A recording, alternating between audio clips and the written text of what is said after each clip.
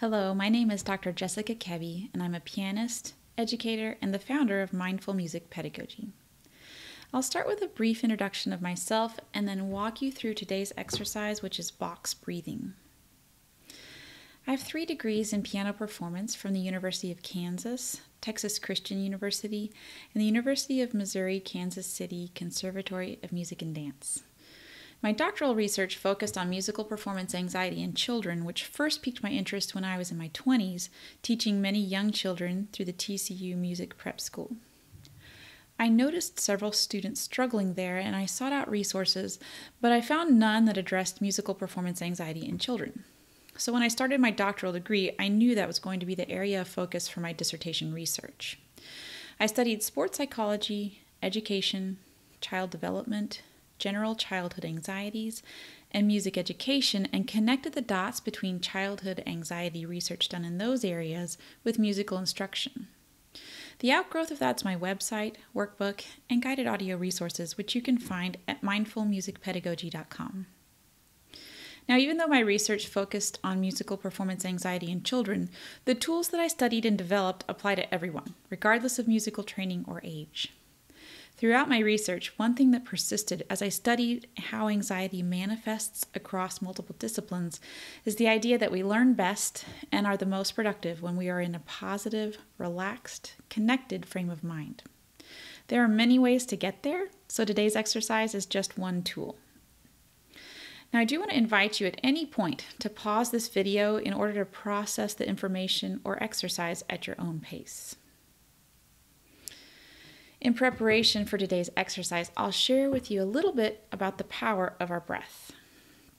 Now, the fact that we breathe is such an obvious statement. It's certainly an involuntary function, and because it is such an automatic part of our livelihoods, it's easy to take for granted.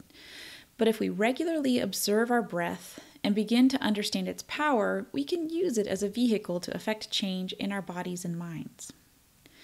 Dr. Edmund Bourne is an anxiety specialist and is the former director of the Anxiety Treatment Center in San Jose and Burbank, California. He wrote the Anxiety and Phobia Workbook that's filled with wonderful information and practical resources for anyone struggling with anxiety. I highly recommend it. In his chapter on relaxation, he notes that the type of breathing a person engages in directly reflects the level of tension carried in their body. Under tension, our breathing is generally shallow and rapid, taking place high in the chest. When this occurs, our brain can send distress signals to our bodies, causing the body to tense or even hyperventilate, which can cause physical symptoms that mimic panic attacks. This type of response can heighten our senses as well, making lights seem brighter and sounds seem louder.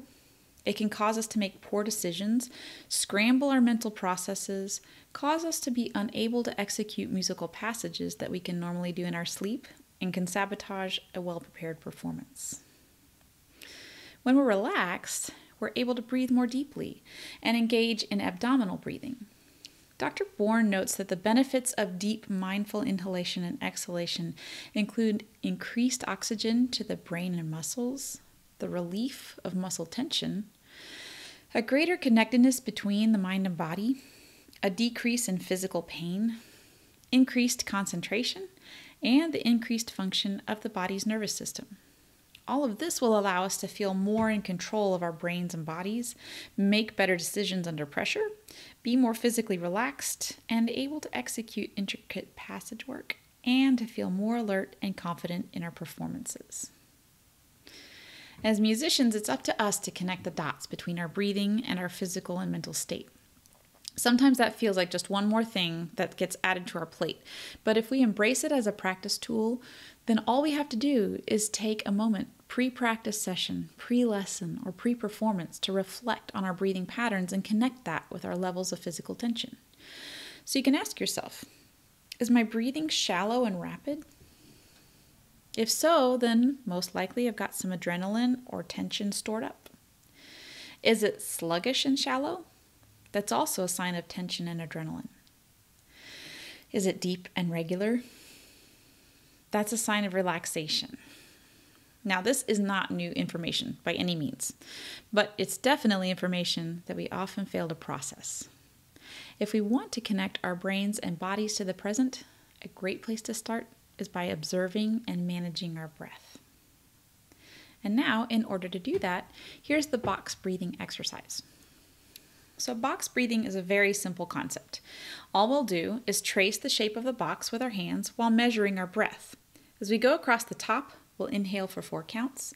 As we go down the side, pause for 4 counts. As we trace across the bottom of the box, we'll exhale for 4 counts. And then as we go up the side back to the top of the box, we'll pause for 4 counts.